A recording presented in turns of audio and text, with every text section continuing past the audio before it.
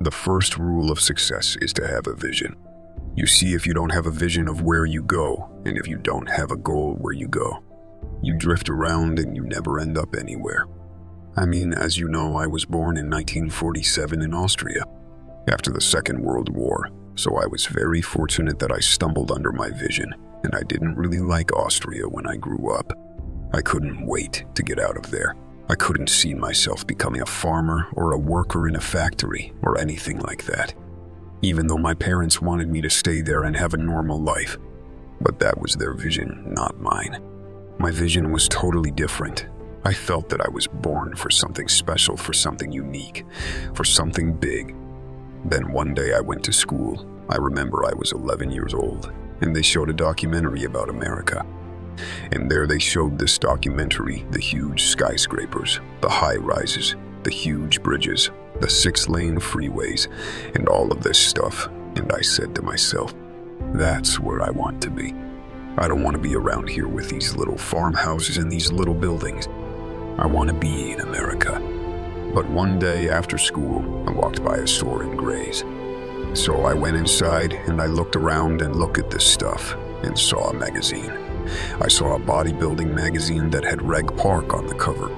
Reg Park was then a 3-time Mr. Universe, and I saw him on the big screen as Hercules. I read that, and I said to myself, wow, this is the blueprint for my life. This is exactly what I want to do. I want to become a bodybuilding champion just like Reg Park. I want to get into movies just like Reg Park. And I want to make millions of dollars and be rich and famous, just like Reg Park. Do you know how great it felt that I knew where I was going? Imagine the majority of people don't know where they're going. I knew where I was going, that I'm going to become this bodybuilding champion just like him. So it was just a question of how do you do it? I was so relieved because when you have a goal, when you have a vision, everything becomes easy. So people always ask me when they saw me in the gym in the pumping iron days, they said, why is it that you're working out so hard? 5 hours a day, 6 hours a day, and you have always a smile on your face. And I told people all the time, I said, because to me, I'm shooting for a goal. In front of me is the Mr. Universe title. So every rep that I do gets me closer to accomplishing that goal, to make this goal, this vision, turn into reality. Every single set that I do, every repetition, every weight that I lift will get me a step closer to turn this goal into reality. So I couldn't wait to do another 500-pound squats. I couldn't wait to do another 500-pound bench press. I couldn't wait to do another 2,000 reps of sit-ups. I couldn't wait for the next exercise. By the age of 20, I went to London, and I won the Mr. Universe contest as the youngest Mr. Universe ever. And it was because I had a goal. So let me tell you something, visualizing your goal and going after it makes it fun. You gotta have a purpose no matter what you do in life. You gotta have a purpose. 74% hate their job in America. Now there's no much different when it comes to Europe. The majority of people don't like what they're doing because they're really not doing it because they didn't have a goal and found this goal. They just aimlessly drift around and then all of a sudden there's a job opening and so they get the job. Because you have to work. But then when you work, it's a chore. It's work. It's not fun. So if you think about only a quarter of the people really enjoy what they're doing in life, that is unbelievable if you think about it. So I felt so blessed that I knew what I was doing. It's like a medical student that studies and knows he wants to become a doctor. You know where to go.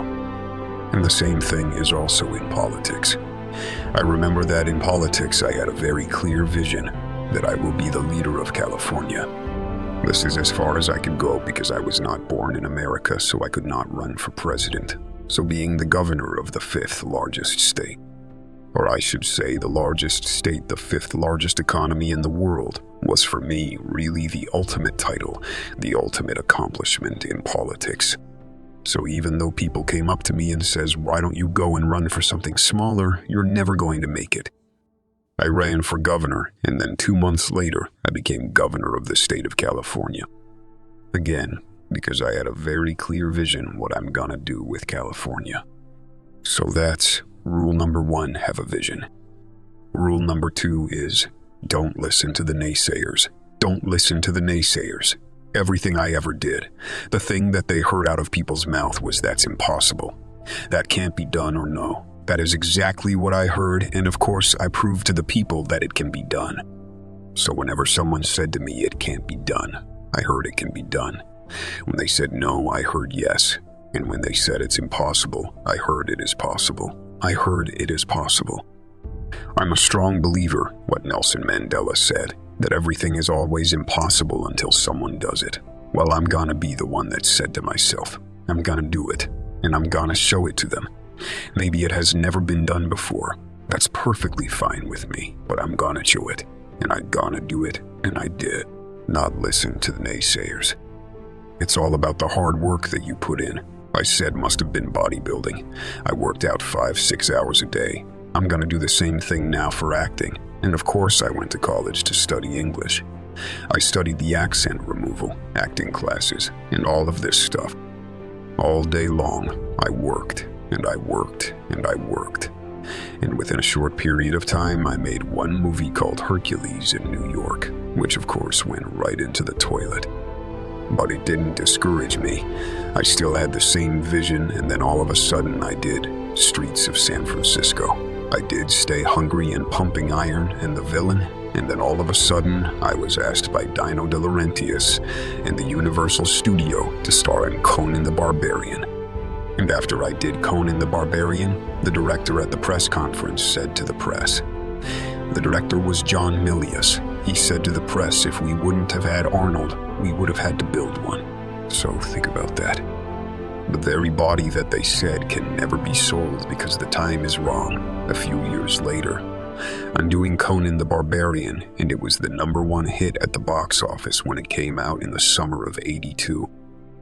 Think about that, and the director says, if he wouldn't have had his body, we would have had to build one. So all of a sudden, my body became an asset, not a liability. And the same thing was with Terminator after we were finished filming Terminator.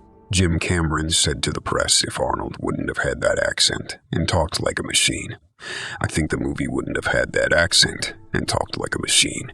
I think the movie wouldn't have worked. So think about that. The body and the accent that they attacked was an asset, but I didn't listen to those losers. I didn't listen to them at all. This is just the reality of it, is that you cannot listen to the naysayers. So this is a very important lesson for all of you. So when someone says, no, this is a stupid idea, you in your mind, you don't have to say it, but your mind just say this. Fuck you, you're an asshole. What do you know? Thank you for tuning into this video and joining me on this journey of inspiration and motivation. I hope you found value in the message and insights shared here. If you enjoyed this content and found it helpful, please consider giving it a thumbs up by hitting the like button. Your support means a lot to me, and it helps this channel reach more people who might benefit from these messages. Also, don't forget to share this video with your friends and family. Sharing is caring, and together we can create a positive impact on the lives of others. I love hearing from you, so please leave your thoughts and comments in the section below. I read each one and appreciate the engagement with our community. If you haven't already done so, I invite you to subscribe to this channel. By subscribing, you'll be notified whenever I release new content, and you'll be a part of this growing community of like-minded individuals striving for personal growth and success. Thank you again for watching, and remember, with a clear vision and unwavering determination, you have the power to turn your dreams into reality. Let's continue supporting and inspiring each other on this amazing journey. Until next time, stay motivated, stay positive, and keep taking steps towards your goals. See you in the next video.